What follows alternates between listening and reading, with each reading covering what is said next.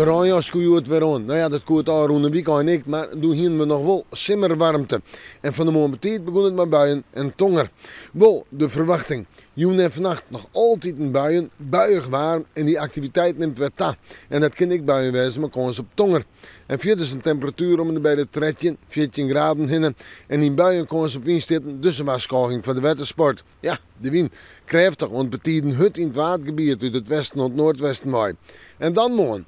Morgen wordt het een dag met eerst nog wel een aantal buien, maar ik denk dat wij letter in de maandtijd en in de middag gewoon droeg waar gaan. De zinnen kunnen er wel eens even bij komen. Wel een koel waartype, met 16 of 17 graden. En de wind uit het westen tot het noordwesten mooi en die is krachtig rond hut in het kust- en watergebied. Nog altijd een waarschuwing van de watersporten. Wel, we zorgen vooruit. Waar is een tongetje? Ja, dan valt tongetje mij toch wel zeer. Betiden Rijn, lichte Rijn, betiden buien en zo is het dan zowat. En de zinnen komt er haast net aan te pas. En de temperaturen blijven nog altijd leeg. Maar het zal vreed oorswezen. Zet het nou liek het, hebben wij vreed het betere waar voor Nederland. Droeg waar, de zinnen erbij.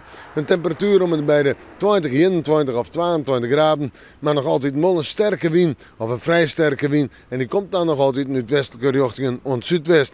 Nou ja, zo'n speeltje is het de komende dagen. En we moeten morgen maar weer even in het waarschuwen.